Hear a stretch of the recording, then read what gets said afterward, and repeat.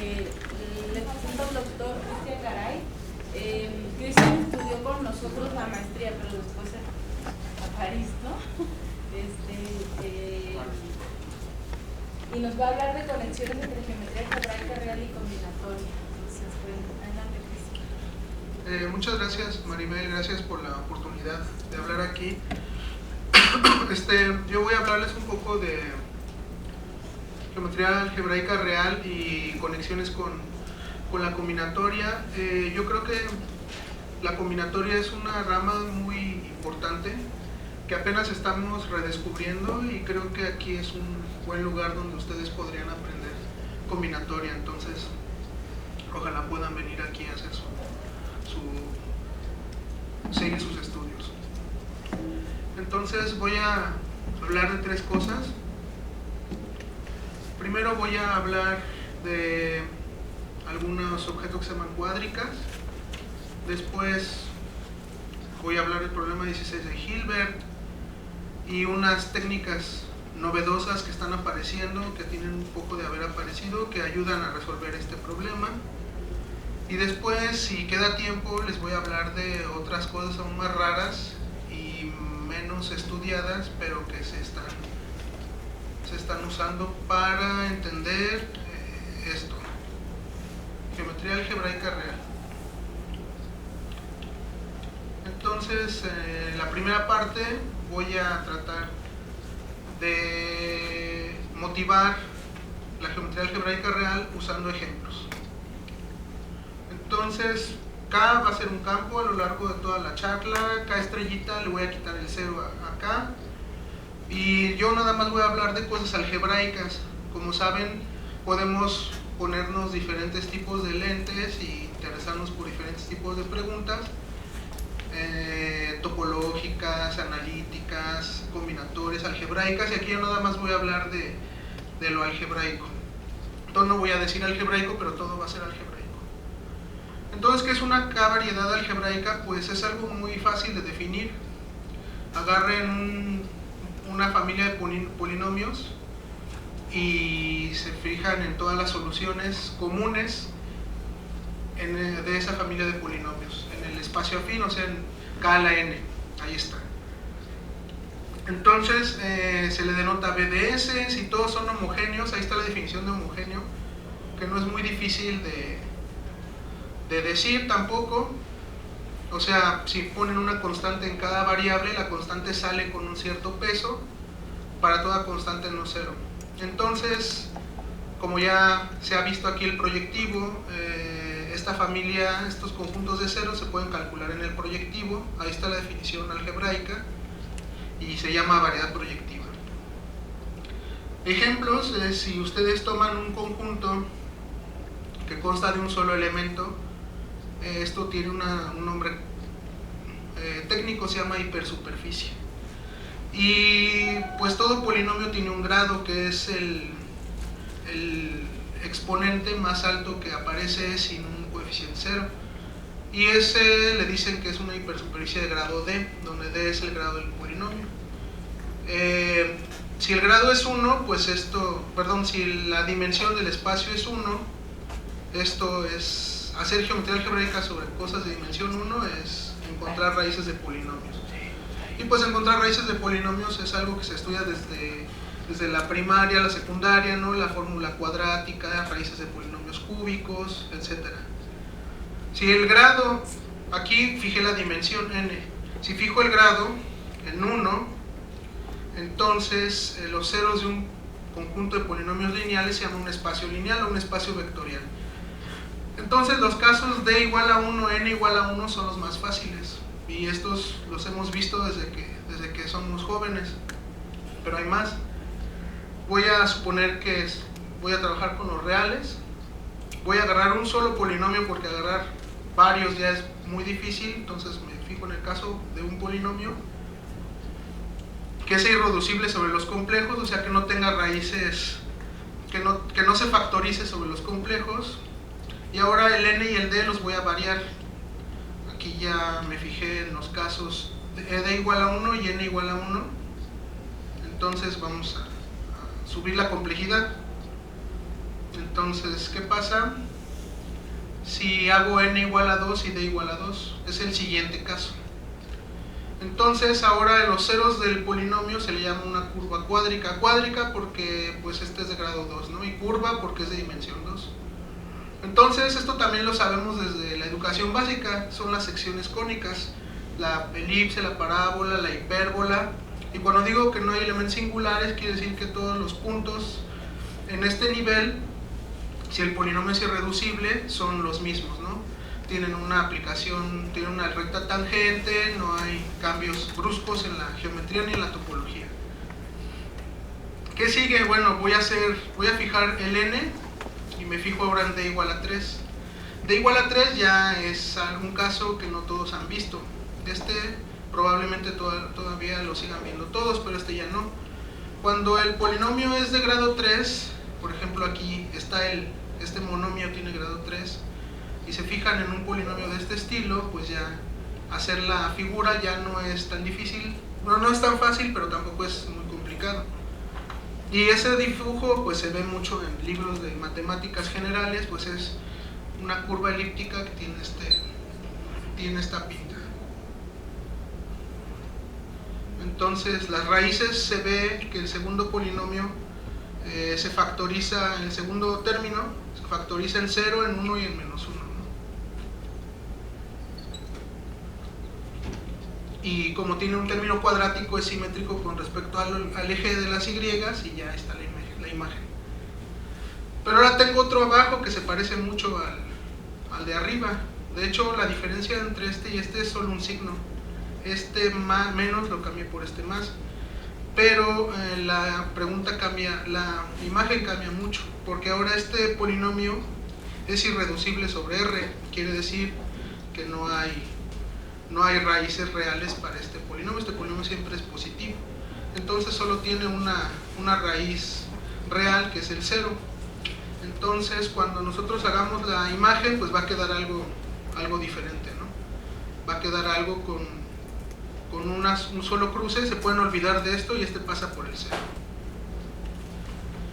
Entonces ya aquí empiezan a aparecer singularidades. Las singularidades son puntos que se ven diferentes a los puntos comunes. Son un conjunto más pequeño y estudiarlos nos importa mucho, pero esto es otro tema, ¿no? Y aquí les pongo otros dos polinomios, este y este.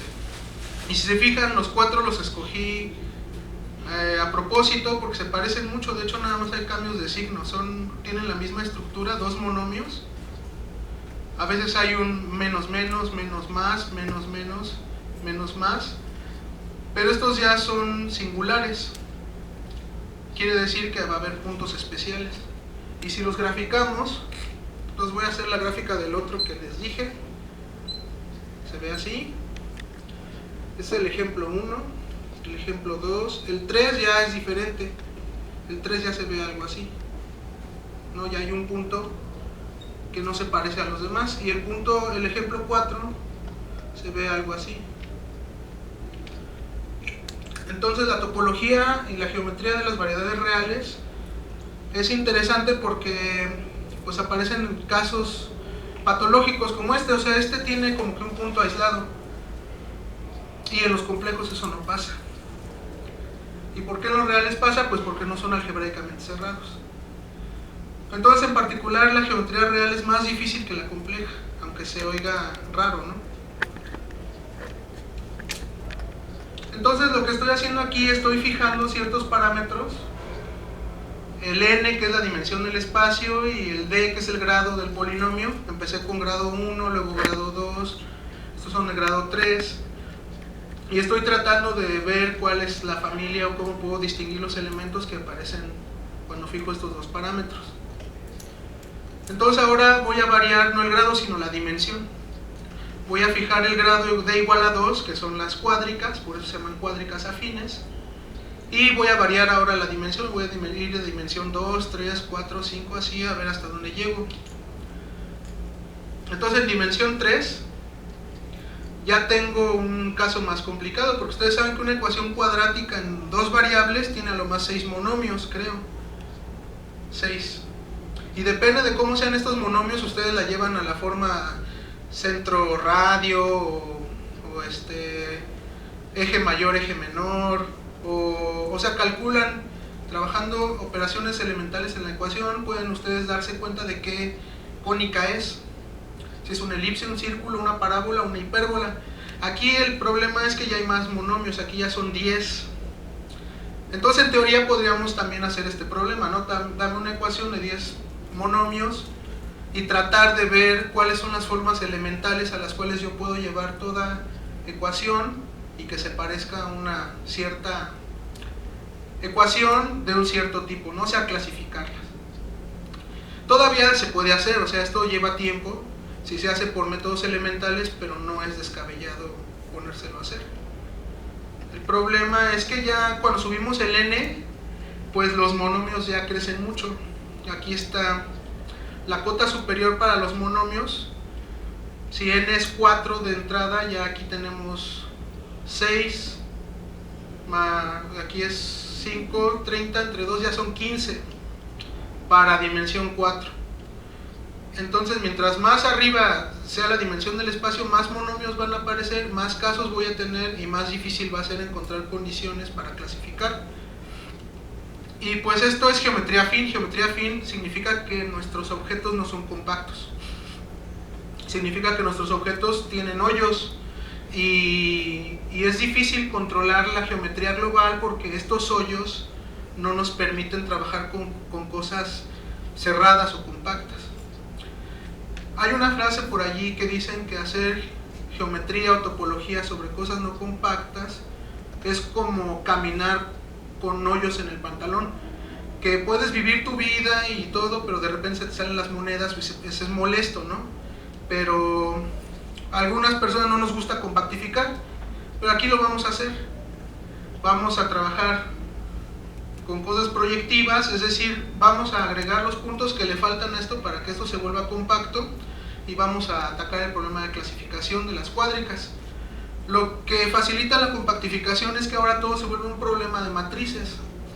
Ahora estas ecuaciones se pueden codificar con una matriz simétrica real de dimensión n, y pues el problema de clasificación de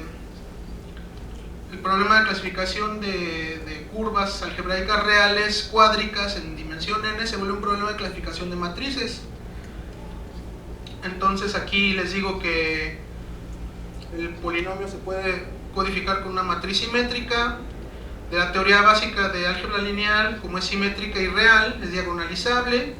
Entonces pueden encontrar dos matrices tal que las multiplican y esto es lineal, es similar a una matriz diagonal. La matriz diagonal consta de valores propios, positivos, negativos y ceros. Aquí están. Y pues aquí les digo por qué podemos hacer eso, porque intrínsecamente diagonalizar quiere decir hacer un cambio de coordenadas. Hacer un cambio de coordenadas no afecta o no debería de afectar la geometría de su objeto, porque lo que ustedes quieren es conocer el objeto, no su posición relativa en el espacio. Entonces proyectivizar resuelve muy fácil el problema. Álgebra lineal lo acaba de matar, y lo que dice es que toda cónica o toda cúbica, toda cuádrica se puede ver como los ceros de un polinomio con algún número de puntos de coeficientes positivos, un número de coeficientes negativos, y estos satisfacen esta única restricción. Pueden poner tantos positivos y negativos, pero no se pueden pasar de la dimensión del espacio. Entonces ya casi acabamos, o sea, esta pareja es lo que estábamos buscando. Toda cuádrica proyectiva está definida por una asignatura. Este es el número de positivos, el número de negativos, y la suma es el rango, ¿no? Pero en primera instancia podemos suponer que el rango es maximal, porque si no es maximal, eso quiere decir que están trabajando en un espacio más pequeño. Entonces, como les sobra mucho espacio, pues lo que hacemos es eliminar las dimensiones que no estamos utilizando y nos vamos a todas las dimensiones que utilizamos, y ahí resolvemos el problema. Entonces ya el problema de clasificar cuádricas ya quedó. Son matrices de rango n+1 de signatura PQ. Todas sus cuádricas van a ser equivalentes a una de estas, después de que proyectivicen y cambien coordenadas. Y bueno, aquí ya hay un refinamiento, ¿no? Como f y menos f les dan los mismos ceros, pues nada más hay que contar la mitad de parejas. O sea, la pareja menos 2, 3 les da lo mismo que la pareja 2, 3, o menos 3, 2, perdón. Entonces ya aquí está el número de, este es el número pi de n más 1, es el número de superficies cuádricas diferentes que tenemos para todas las dimensiones. Aquí es cualquier n. Entonces, para todo n más 1, todos estos son no singulares porque estoy suponiendo que el rango es maximal. Y pues hay ejemplos bien conocidos, o sea que lo primero cuando uno resuelve un problema es ver los ejemplos. Dicen, bueno, ¿qué pasa si trabajo con esta pareja n más 1, 0? Esto quiere decir que tengo n más 1 positivos, que pueden ser todos unos, y ningún negativo. Entonces, ¿esa ecuación cuál es? Esa ecuación es x1 al cuadrado más xn más 1 al cuadrado igual a 0. Perdón, igual a un r positivo, ¿no? Entonces, en este caso, aquí debe ser negativo. Entonces, en este caso, el chiste de que salga el vacío es que los cuadrados de números reales siempre son positivos. Entonces no hay soluciones para este caso. Y el caso en el que tengo n positivos y un negativo, es decir, el que este es positivo, pues esto es una n esfera. Entonces aquí ya pasan cosas raras, o sea, ¿cómo que el vacío es algebraico? Esto en los complejos no pasa. En los reales pues es un poco más complicado. Y aquí está el primer ejemplo no trivial, que es para dimensión 3. Para dimensión 3 calculan ahí el pi de 3 más 1 les da 4. Entonces, en teoría, tenemos 4 modelos diferentes de cónicas, de cúbicas, cuádricas en RP3.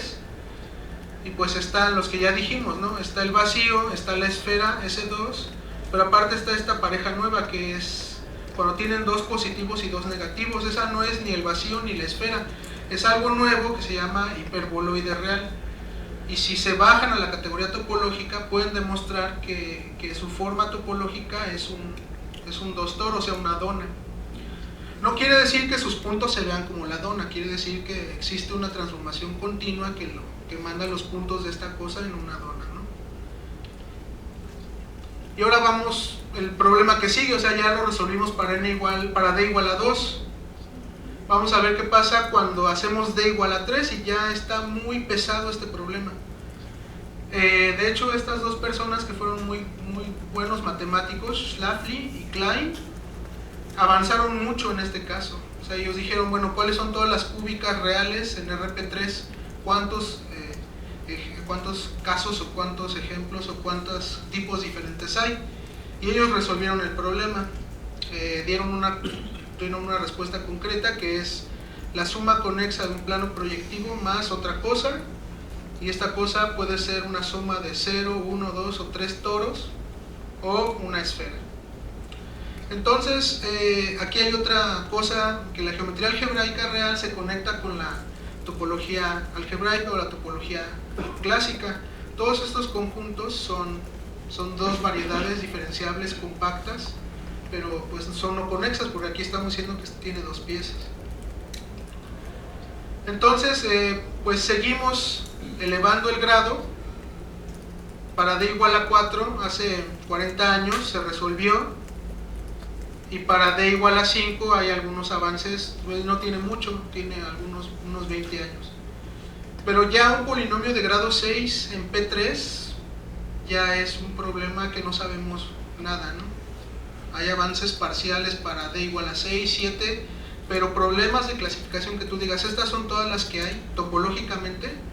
Para el caso suave, nada más estoy hablando, o sea, cuando no hay este tipo de puntos, pues son problemas muy difíciles y problemas que todavía no sabemos cómo entender. Pero el punto de esta observación es que son grados muy pequeños. O sea, no estoy hablando ni de 10 millones ni nada exóticos. De igual a 6 ya hay cosas que hacer. Entonces ahora voy a ahondar en este problema. El problema ya lo redujimos a estudiar hipersuperficies de grado D en algún proyectivo. Puedes variar la dimensión del proyectivo y puedes variar el grado. Entonces lo primero, lo más fácil que uno puede hacer es estudiar objetos de dimensión 1. Entonces voy a centrarme en curvas planas, pero suaves. La parte singular ya es también muy complicada y es un tema aparte. Y pues aquí voy a introducir una parte combinatoria, que es lo primero que dio un poco de esperanza de resolver esto, que es el pegado de Biro. El pegado de Biro es una cosa combinatoria que permite estudiar la topología de las curvas reales. Esto no sirve para los complejos porque los complejos tienen sus propias herramientas. Los reales son especiales. Entonces, mi objetivo es mostrarles que esto tiene mucho que ver con la combinatoria en general, no en particular. Lo que queremos hacer es agarra un grado, un proyectivo y estudia todas las posibilidades de curvas o de variedades allí. Entonces hay dos formas o dos cosas que se pueden hacer. Una, puedes decir, ok, si tiene grado 7 no puede tener 3 proyectivos. Ok, es una prohibición. Y ya avanzaste el problema porque ya dijiste que no pueden ser de alguna forma. Otro enfoque es, bueno, si tiene grado 8, aquí tienes una que tiene 3 proyectivos. Muy bien, entonces avanzaste el problema porque exhibiste un nuevo miembro de la familia. Y esto es una filosofía que se repite en combinatoria, o si le quieren llamar matemática discreta. En general ustedes agarran una familia de objetos, gráficas, lo que sea, y ustedes quieren decir, ok, ¿cuántos diferentes hay? O si son de esta forma, ¿cómo son? Si no tienen esto, ¿qué propiedades tienen? Entonces, en general, estas dos formas de atacar el problema se repiten en la combinatoria. Por ejemplo, aquí hay dos teoremas famosos de gráficas y el de matroides. El de gráficas dice que ya se mencionó en la mañana. Una gráfica es plana, o sea, se encaja en el plano sin autointersecciones. Si no contiene una subgráfica que sea subdivisión de la completa de 5, la bipartita 3-3. Ese es un ejemplo de prohibición. Te está diciendo que un objeto satisface una propiedad si no tiene ciertas características. Y se parece mucho a este. Un matroide, que es otra cosa combinatoria, otra cosa discreta, se puede representar o viene de algo sobre F2 solamente si no tiene algo, ¿no?, adentro, que se llama U24. Entonces, aquí hay un ejercicio en teoría de gráficas que me gusta mucho porque es muy fácil de atacar. O sea, inclusive se puede agarrar una servilleta, un papel y empezar a atacarlo y te atrapa porque son problemas muy, muy fáciles de enunciar y fáciles de aprender. Agarran una gráfica que es una familia es un conjunto de vértices y aristas. Su género se define así, obviamente la pido conexa, ¿no? O sea, que no tenga varios pedazos. Y el grado del vértice pues es el número de aristas que convergen. Es un objeto muy fácil de entender. Y aquí hay un problema: calcular todas las gráficas con restricciones. Por ejemplo, ustedes pueden decir que tengan género 2. ¿Cómo son todas las gráficas que tengan género 2 o género 3 o género 4? Aquí está la definición de género, no es nada exótico. Es el número de aristas menos el número de vértices más 1. Y esto los trae la gráfica, ¿no? O por ejemplo pueden preguntarse cómo son todas las gráficas con un vértice de grado 3, o que no tengan vértices de orden mayor o igual que 4, o que tengan género 3 y un vértice de género 3. Y son problemas que pues no tienen una aplicación, pero sirven para entender los problemas de clasificación en combinatoria. No hay nada raro aquí, o sea, es un problema muy, muy natural que un matemático se podría hacer. Las motivaciones son diferentes, pero el problema ahí está. Y después le pueden meter una segunda capa de abstracción. Pueden decir, bueno, ya las clasificaste todas y ahora voy a considerar que dos son las mismas. Si puedo reetiquetar los vértices y hacer una y que se parezca a la otra. Eso se llama un problema de clasificación de familias de isomorfismo, de familias de lo que ustedes gusten, pero estos problemas ya se parecen mucho a problemas de investigación actuales y el punto es que no se necesita nada para introducirlo, no se necesitan conceptos abstractos ni nada. Entonces, ¿por qué lo puse? Pues porque en geometría algebraica real este problema se interpreta así. Agarran una superficie proyectiva suave de grado D y cuáles son las posibles formas que puede tener esta cosa. Entonces, cuando n es igual a 3 y el grado es 2, ya lo resolvimos en la sección pasada. Les dije que era o el vacío, o una esfera, o un toro. Si n es igual a 3 y d es igual a 3, es el resultado de Klein y Schläfli, que es una suma de un proyectivo con un toro o una esfera. Entonces, el problema 16 de Hilbert es uno de los problemas famosos del milenio, y era el 16, y él preguntaba, ¿cuáles son las posibles topologías de una hipersuperficie proyectiva suave real? Y en particular era una curva de grado 6. Agarran un polinomio real en dos variables de grado 6, lo resuelven y ven qué diferentes formas puede tener eso. Bueno, eso no estaba resuelto en 1900 y se tardaron algo. De hecho, ahorita voy a ver un poco la historia, pero aquí está el problema, ¿no? Tomo un polinomio real de grado D, calculo sus ceros aquí en el proyectivo, y hay un teorema que es como los teoremas que puse hace rato, de prohibiciones o de ejemplos. Este teorema te da las dos cosas. Te dice que estos objetos tienen a lo más este número de piezas, componentes conexas, y te dice aparte que para todo n que esté entre 0 y este número, tú puedes encontrar un polinomio que tenga estas piezas. Entonces te dice, la prohibición te dice no puede tener más, y la existencia te dice para todo que esté aquí existe uno, ¿no? Que te da esto. Entonces aquí está el problema. Para d mayor o igual a 3 y un número aquí, calcular todas las posibles configuraciones de estos pedazos. Ahora, aquí es donde entra la combinatoria, porque la geometría ya no va a jugar un papel por lo siguiente. Cada una de estas componentes, dependiendo del n, puede ser de dos tipos. Si el n es par, o sea, si el d es par, si el grado es par, cada SI es un círculo. Entonces ya no les interesa ni la longitud del círculo ni la posición. Lo único que sabemos es que es un círculo y así lo vamos a tratar. Y si su grado es impar, por ejemplo 3, 5, 7, entonces aparte uno de estos va a ser una recta. La pregunta aquí es ¿por qué? Bueno, es por el grado.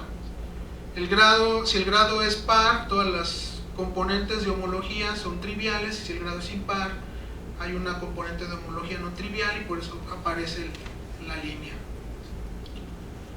Ahí les repito el problema, pero ahora ya no es geométrico, ya es combinatorio, porque ya tengo n círculos y los tengo que acomodar en mi plano.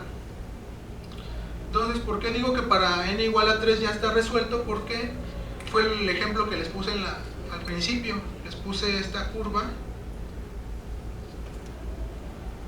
Esta era y cuadrada igual a x por x menos 1 al cuadrado.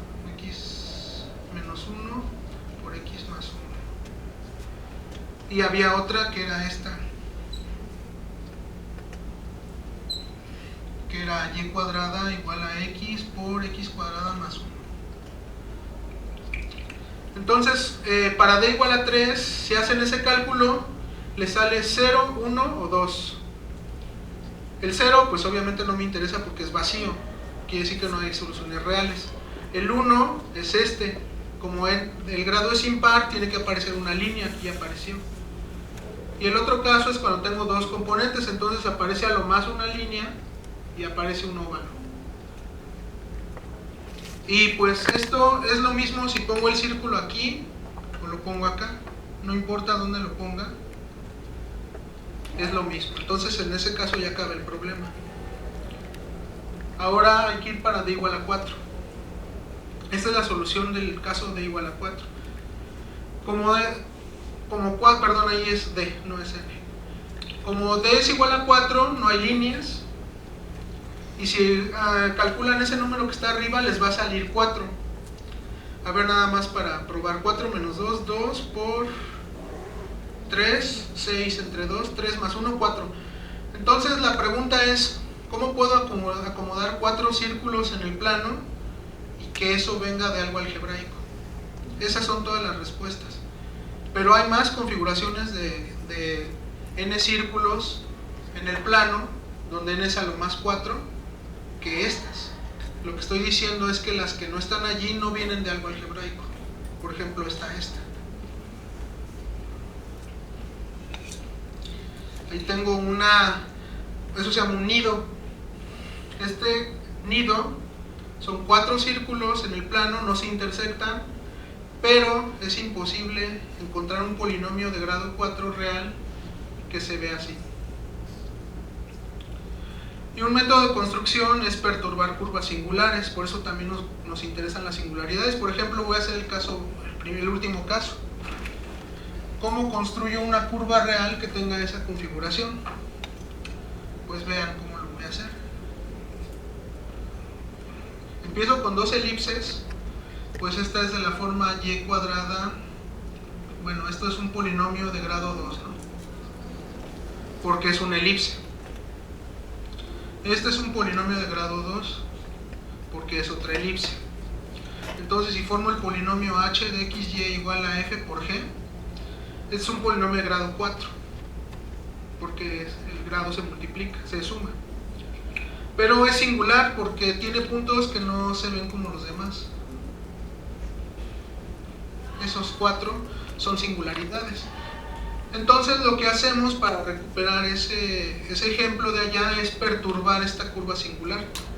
Y perturbar quiere decir que tengo derecho a suavizar esto. Lo borro y lo uno.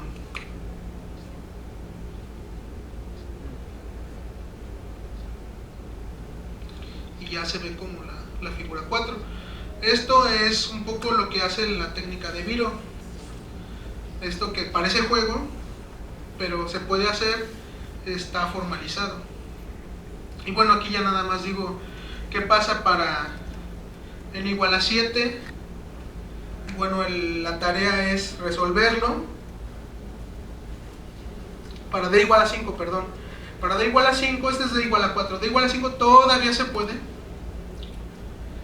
Pero d igual a 6 se tardaron 70 años en resolverlo.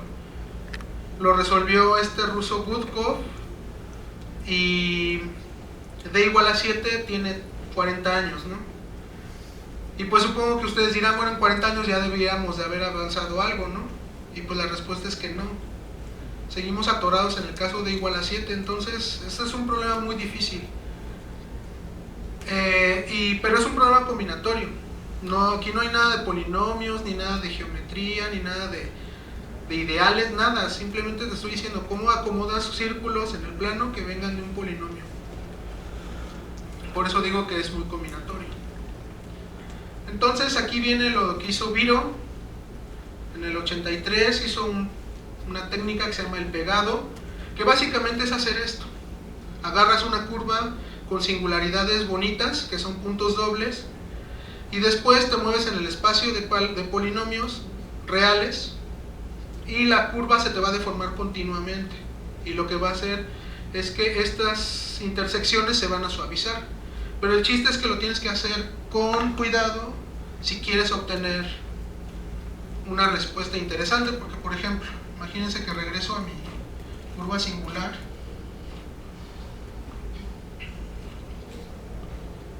Entonces la deformación que elegí para que me salieran los 4 óvalos fue muy particular, porque yo también puedo haber hecho esto.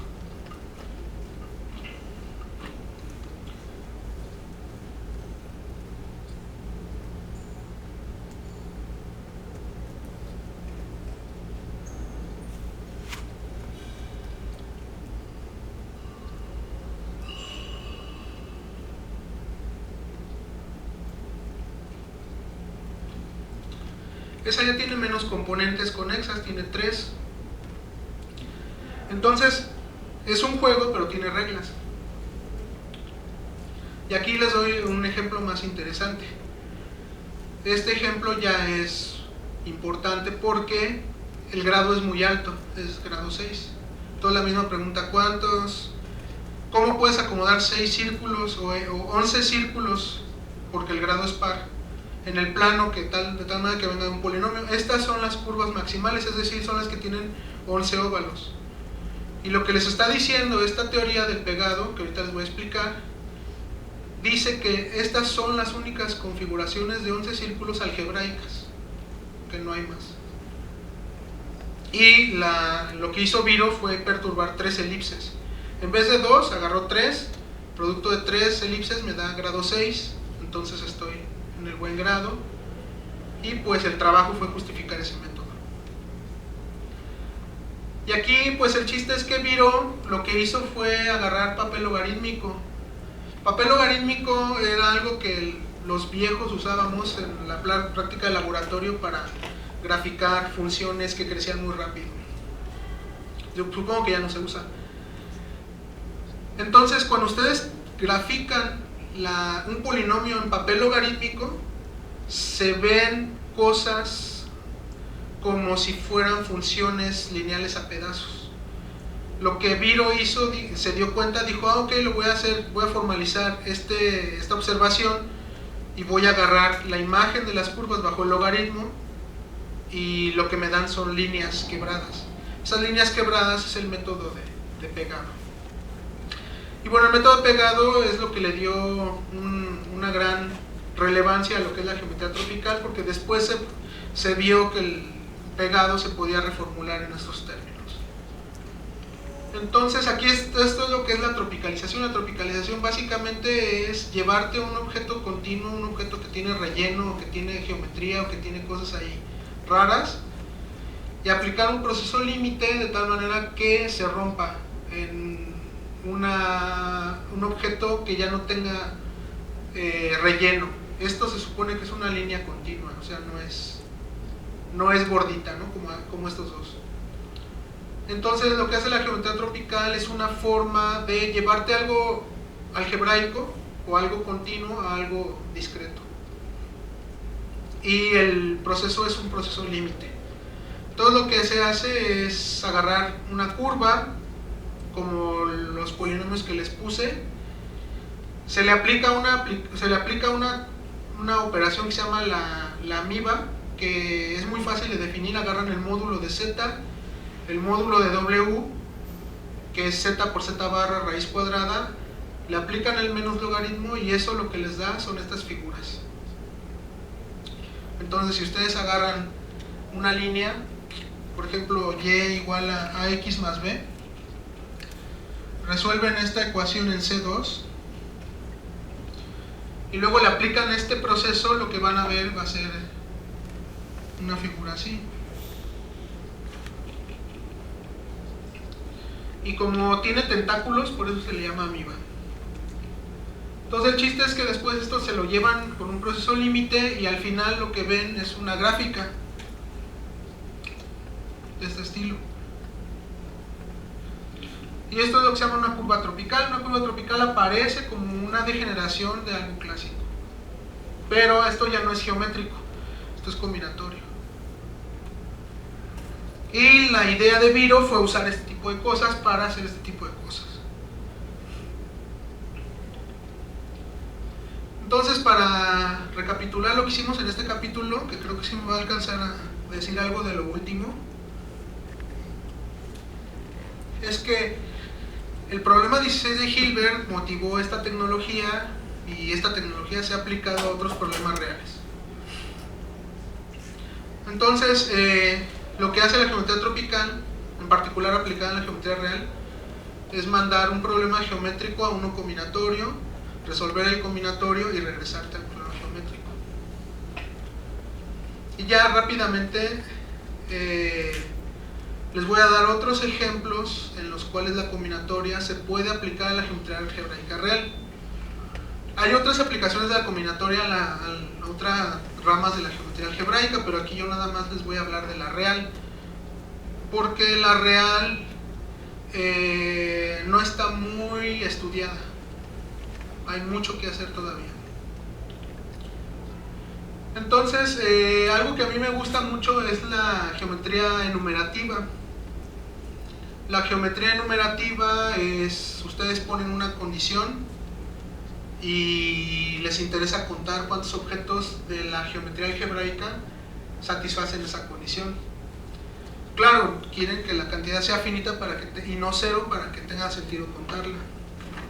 Entonces, el problema más básico de geometría enumerativa es el de cuántas líneas pasan por dos puntos. Pues una. Otro problema es cuántas cónicas pasan por 5 puntos. Ese ya no todo el mundo lo sabe. Entonces, si yo digo, bueno, pongo 2 puntos en el plano, ¿cuántas curvas de grado D igual a 1 pasan por esos 2 puntos? Pues una, ¿no? Inclusive creo que es un axioma, ahí está. Ahora agarren 5. Y yo me pregunto cuántas curvas de grado 2, o sea, cónicas, reales, pasan por 5 puntos. Entonces el problema pues no es muy conocido, pero la respuesta es 1 también.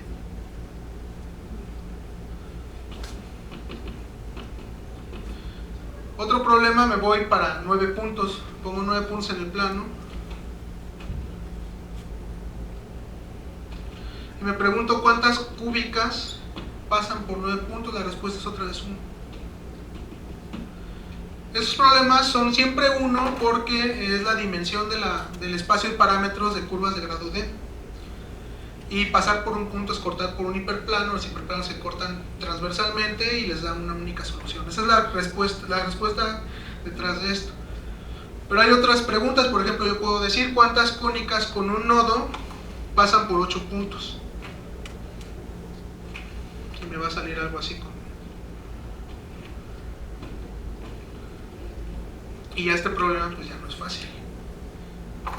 Entonces la geometría enumerativa, y aquí está el problema que les acabo de decir. Fijan una configuración, se preguntan cuántas curvas pasan por allí. Agarran un grado, un género, entre este número y este número, y aquí está este número, ¿no? NDGP, el número de curvas de grado D y género G que pasan por allí. Y si sus números D y G satisfacen esta ecuación, este número es finito.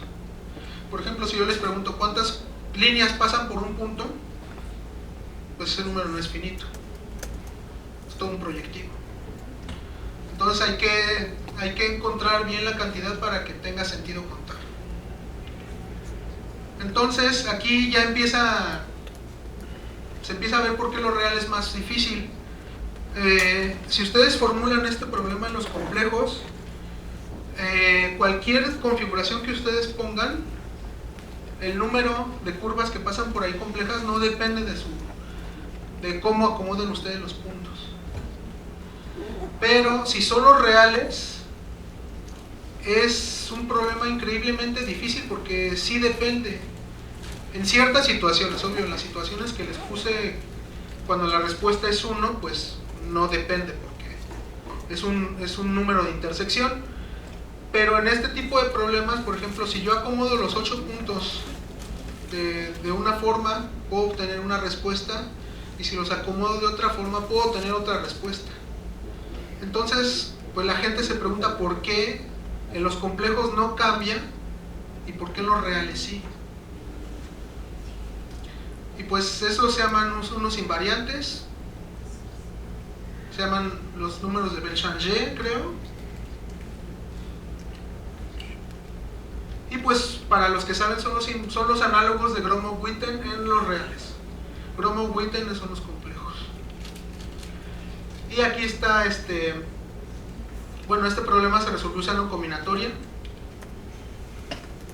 y se llaman unos diagramas en piso. Son ciertas gráficas sin ciclos con algunas características particulares, una función de peso, y el teorema es que si ustedes le asignan una multiplicidad a estos diagramas que parecen como pasteles de varios pisos, son gráficas como de este estilo. Por ejemplo, es un diagrama en piso de grado 4. Entonces, si ustedes cuentan estos bichos, les da la respuesta. Entonces, otro problema en donde la combinatoria resolvió un problema de geometría algebraica. Otro problema es la gonalidad. Si ustedes tienen, aquí está la definición, tienen una curva, la gonalidad es el grado más pequeño de un morfismo a la esfera. Entonces, si ustedes tienen una curva algebraica, se fijan en todos los morfismos a la esfera, va a haber uno que tenga la menor cantidad de preimágenes, ese se llama la gonalidad. Y el chiste es otro problema, ¿no? Calcular la gonalidad de curvas reales que estén en una superficie real. Y aquí también hay otro objeto combinatorio que se llaman los dibujos de niño o de Saint-D'Enfant. Los introdujo Grothendieck en el 84 y son ciertas gráficas, 4 coloreadas, pero no solo los vértices se colorean, también las aristas se colorean. Y cuando ustedes, es el mismo principio, definen unas gráficas con más cosas, demuestran que su problema está codificado combinatoriamente por esos objetos raros, cuentan o trabajan con el objeto raro y resuelven el problema original. Aquí es un poco más esotérico porque este concepto tampoco es muy estudiado. En geometría estoy hablando, en aritmética sí es muy estudiado. Se llaman los dibujos y son ciertos encajes de gráficas en superficies. ¿Qué tiene que ver con los problemas de topología que se vieron en la mañana, ¿no? ¿Cómo encajas superficies o variedades o espacios topológicos en otros y qué propiedades del espacio ambiente te da ese encaje? Aquí es encajar gráficas en superficies y esos encajes te dan propiedades tanto del espacio ambiente como de la gráfica misma. Entonces esto es nada más anuncio para que sepan que hay una teoría que se llama dibujos de niños, y los dibujos de niños no son un chiste, es una teoría matemática que sirve para hacer geometría algebraica real. Y aquí hay una definición de hace 17 años, es una digráfica que la pueden encajar en una superficie orientable, aquí se me olvidó, y estas condiciones, ¿no? Y yo creo que sería todo. Gracias.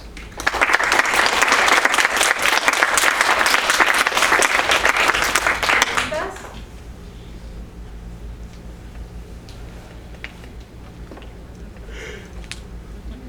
Ok, creo que no hay preguntas. Muchas gracias. ¿Ah, sí?